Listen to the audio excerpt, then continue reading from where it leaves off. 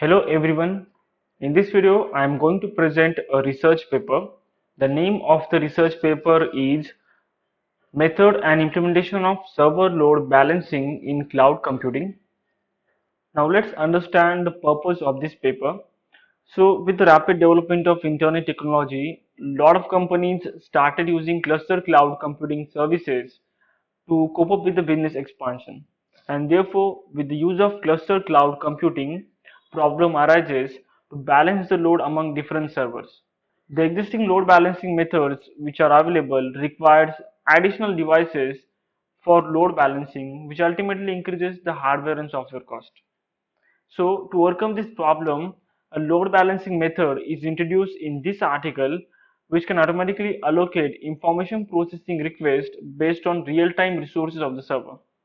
And this method do the load balancing without using any additional devices. It also avoids the waste of system computing resource that happens because of the bottleneck of the key node. Now let's understand what is computer cluster and load balancing.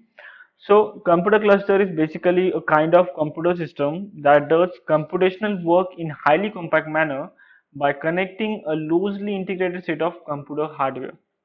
And each computing device in a cluster is referred as node. And the load balancing is basically a technology which is used commonly in computer clusters to distribute the load among CPUs, networks, or other resources which are available in cluster.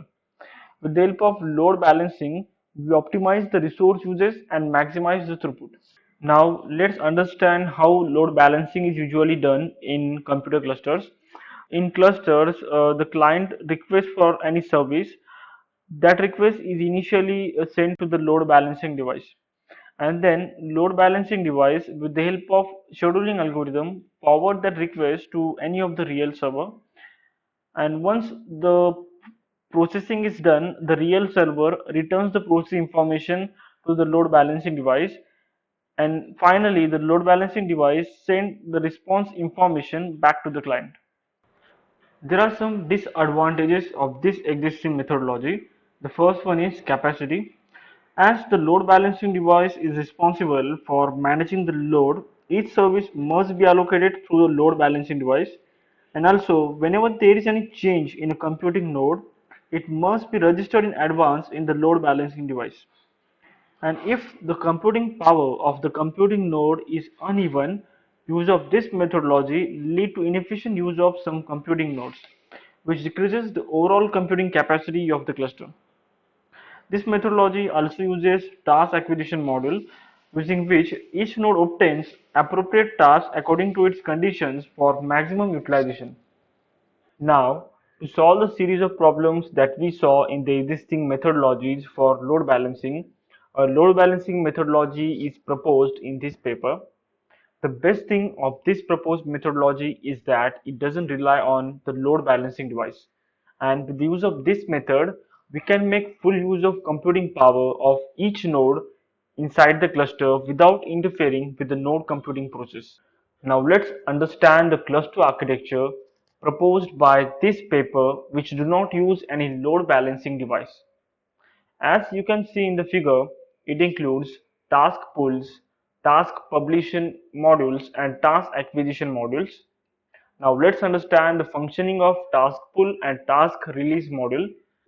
Usually, to maintain data consistency, cluster uses data sharing devices which are usually in the form of network attached storage or a database, and the task pool uses such data sharing devices to record the pending computing task in cluster.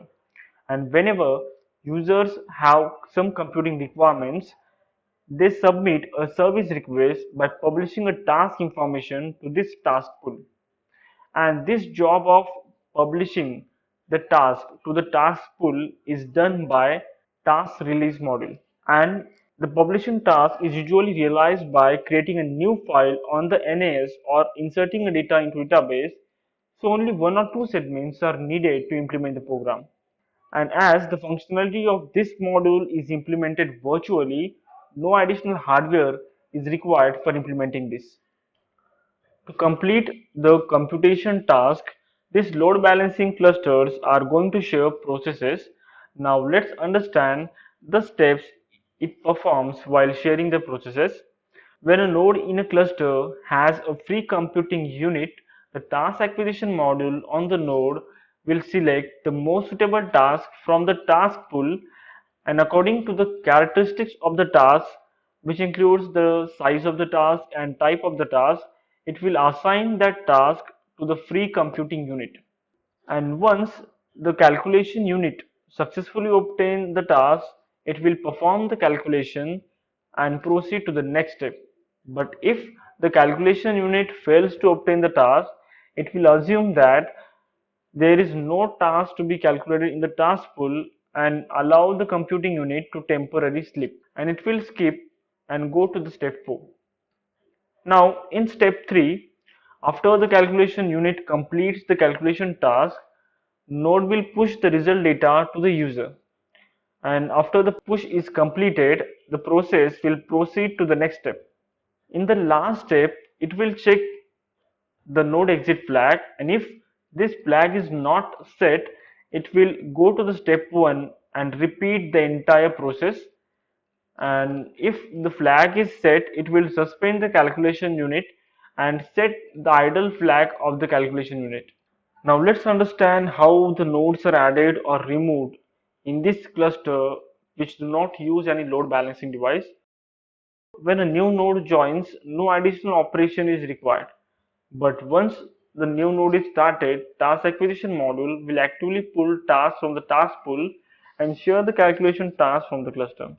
And when the node want to exit from the cluster, as long as the exit flag is set, it will automatically suspend after the completion of the current task, and when all processing is complete, the node is disconnected from the cluster and it will be moved out of the cluster. Now let's discuss the technical features of this proposed methodology. So as we saw, the load balancing is going to be performed without using any additional special equipment. Everything is going to be done with the help of existing equipments only. And as there is no central equipment, central node, the overall processing capacity of the cluster will not be lower to the performance of the central node. Also, instead of using complex task assignment algorithm, pull approach is used for assigning the task. The computing resources in the cluster are going to be dynamically allocated, and there will be no backlog of certain tasks in case of partial node congestion and idleness of other nodes.